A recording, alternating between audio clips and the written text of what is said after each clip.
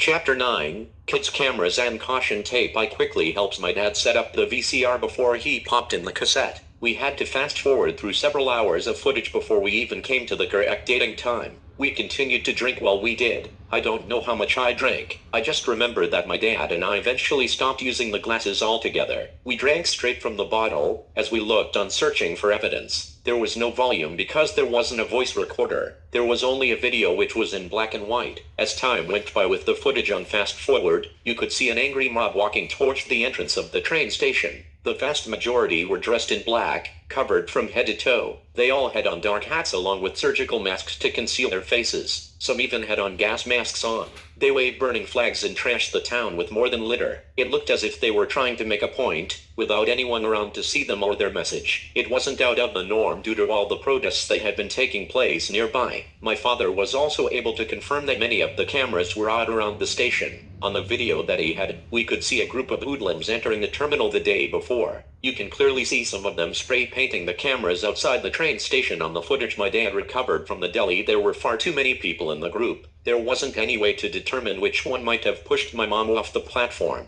We couldn't connect any of them to the actual incident. With that being said, they were all guilty and needed to be held accountable in my eyes. After combing through the footage for an hour or so, there was an individual that was wearing a black hooded sweatshirt. They had on black pants and boots to match. They really stood out in the crowd because they weren't wearing a surgical mask, and they damn near looked like a shadow. The suspect that was seen on camera had on a black mask that covered their entire face. Whenever the light hit it at a certain angle, it outlined the face of the culprit. Still, it was impossible to tell who it was. Based on the height and posture of the person, my father assumed they were a male, but we couldn't be sure. They were in fact covered from head to toe. We went over the footage for hours and we couldn't come up with anything that Dad hadn't already thought of. Due to the recent issues with Princeton Price, we both assumed that he could be behind my mother's murder. We couldn't see how or why it could be anyone else, but I would never forget the image of that mask. That was one thing I was sure of. Even after seeing that strange mask on camera, I still managed to fall asleep.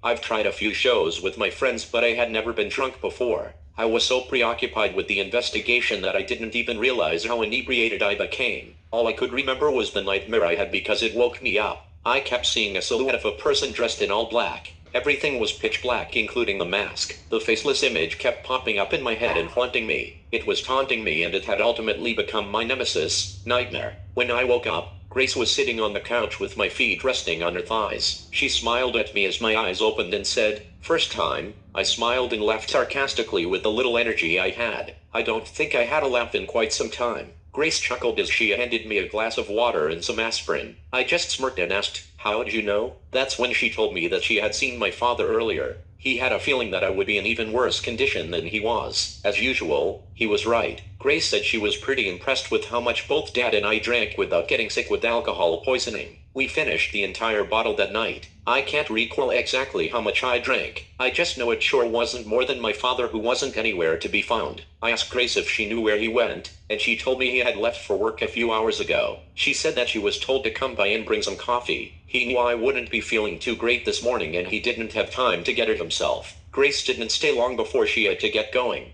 As soon as she left, I went to watch the tape again. I wanted to see if I had missed anything since I was under the influence, but it was gone, along with the VCR. I figured that my father must have taken the tape in for evidence. That's when I realized for the first time in a long time, I was home, alone. It felt weird. It was far too quiet, and I immediately began to miss my mom. I found myself talking to her even though she wasn't there. I kept calling out for her when I couldn't find something, but there was no response. Her death still hadn't registered with me. I started to think I may never get used to it. I didn't want to. I went to take a shower so I could try to clear my head again, but I just found myself crying to the point I got another headache. Once I got out of the shower, I decided I would make my way over to the scene where my mother was killed. I quickly put on a pair of black cargo pants following my tactical hoodie that matched. Then, I put on my usual black beanie and pulled up the fitted mask over my mouth, exposing nothing but my eyes. It felt like the good old days. I really felt empowered. When I went out the door, I actually might have smiled. You couldn't see it. I had to hide all of my emotions beneath my mask as I headed for the train station where my mother was killed. I didn't know exactly what I was looking for, so it is safe to say I was looking for trouble. As soon as I stepped outside, there was a group of protesters marching down the road screaming. At the same time, there were other chants going on simultaneously in the other direction. They repeated their words over and over as they marched through the madness, spreading disease in the midst of a pandemic. The authorities had no choice but to stand down, stand back and stand by. They had let the mutiny unfold. Legacy news outlets were still claiming they were peaceful protests, even though plenty of buildings were being burned to the ground. No matter where you turned, someone seemed to be enabling the chaos in some fashion.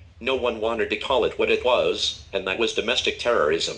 People went on to put up signs outside of their homes along with their businesses. They also boarded up their windows and doors just like we did. We had hoped to thwart off the rioters and looters, but that seemed to entice them even more. Those homes and businesses instantly became targets for vandalism, looting and arson.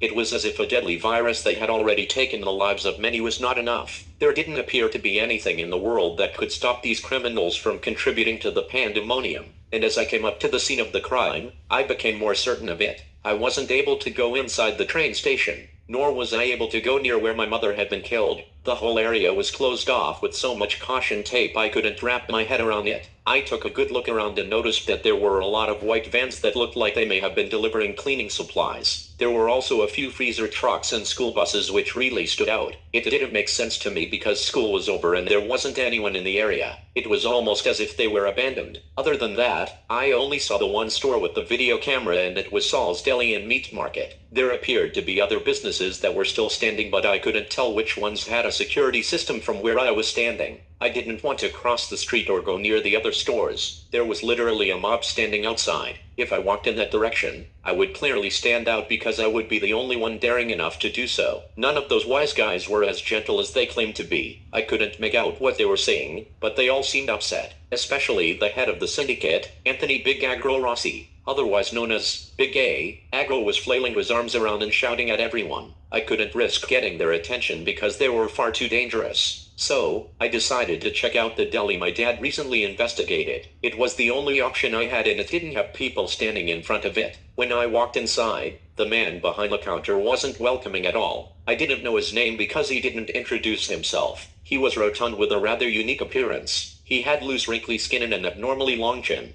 He reminded me of these reptilian-like amphibian creatures that my friends and I would catch at the park when we were kids. We used to chop off their tails and wait to see how long they took to grow back. They were called salamanders. To no surprise, the whole place smelled worse than an aquarium. It reeked like sun-baked trash bag liquid, pepper fish and wet poultry. The air quality was so horrendous I couldn't do anything but get dizzy. There was also a hint of cleaning products that racked my brain. It was a strange concoction of chemicals. They reminded me of ammonia or maybe even acetone, mixed with the stench of decomposing fish, simply made the place smell fantastic. On top of that, the whole shop was a wreck. The inside looked like they might have been robbed recently. There was definitely a struggle of some sort that had taken place. Given the deli's reputation and the man's tough guy attitude, I didn't see how that was possible. Although the man was pretty banged up, he didn't look like one to be trifled with. The marks on his face could also be why he looked so vexed. He likely got into it with one of the looters and did what he had to do to keep his business, because both were still standing.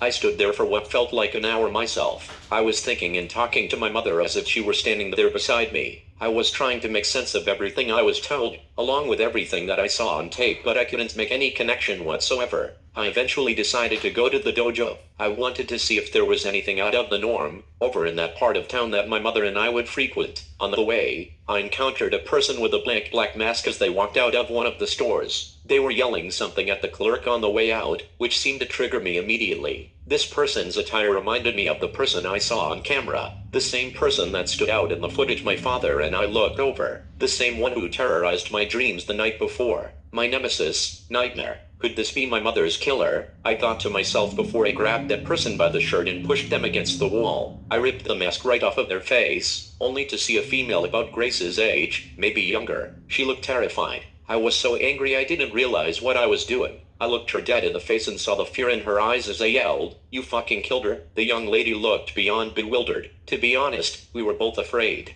Although she just had an argument with someone inside the store, she didn't appear to be a threat at all. People began to shout at me from a distance, but I couldn't make out what they were saying from afar. Everything around me seemed to drown out in the heat of the moment. That tends to happen a lot. It wasn't until I saw the look on her face that I realized what I was doing. I snapped out of it, and just as I came to my senses, someone touched me on my shoulder. I reacted on instinct, shifting my right shoulder back to loosen their grip. I then connected with an elbow to their face in the process. They stumbled back holding their nose as it began to leak with blood, dripping to the ground while they cried, "My nose, my nose." I unhandled the girl, looked her square in the eyes and whispered, "I'm sorry," before I turned around and raced down the cracks in the concrete. I continued running down the sidewalk and I started to hear more people shouting behind me. I turned around and saw a bunch of demonstrators coming around the corner. They were walking fast and heading in my direction. They appeared to be even angrier and they were likely part of the group I assaulted. There were too many of them to take on alone, so I picked up my pace and kept walking away from them. Right as I turned the corner, I saw fire escape about 20 yards in the distance. I dashed forward and jumped up at an angle towards the wall the escapeway was connected to.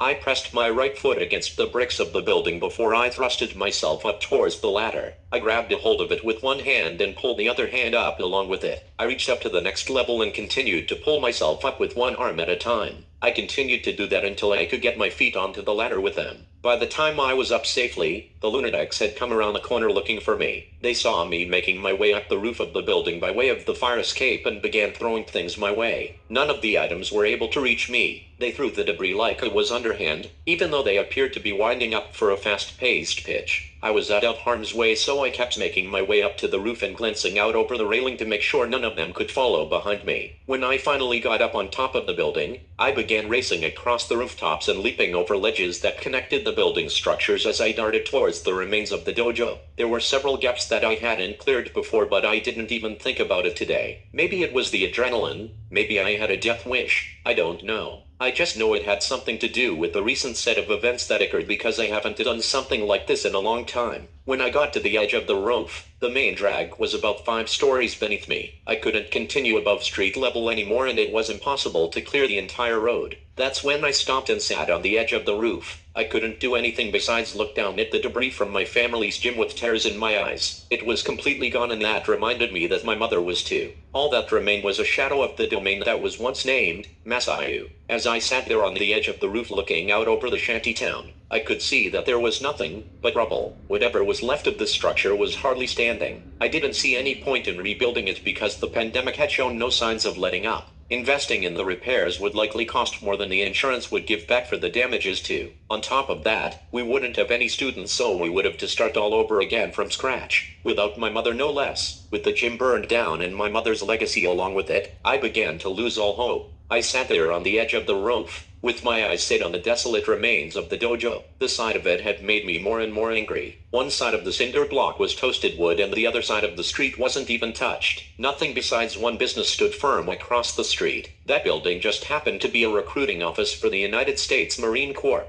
I couldn't help but take it as a sign, and I got this weird feeling that I had never felt before. It felt like my destiny had been decided for me. I sat and I thought about it for quite some time. I had plenty of time to think about my decision in the process. I would say that I spent a couple of hours up on the roof waiting for the protest to pass. When it sounded like the mayhem had finally moved along, I climbed down from the top of the roof and headed back home. On the way back to my shattered house, I thought long and hard about my future. I started to play voicemails that my mother left me and it began to rain. It was as if my mom was looking down and she was shedding the tears. I couldn't cry anymore. I actually found the weather to be rather soothing. It fit perfectly as I took the same walk home that I used to take with my mother. I was soaked, I was freezing, and I was almost certain I would catch a cold as I painted the town blue.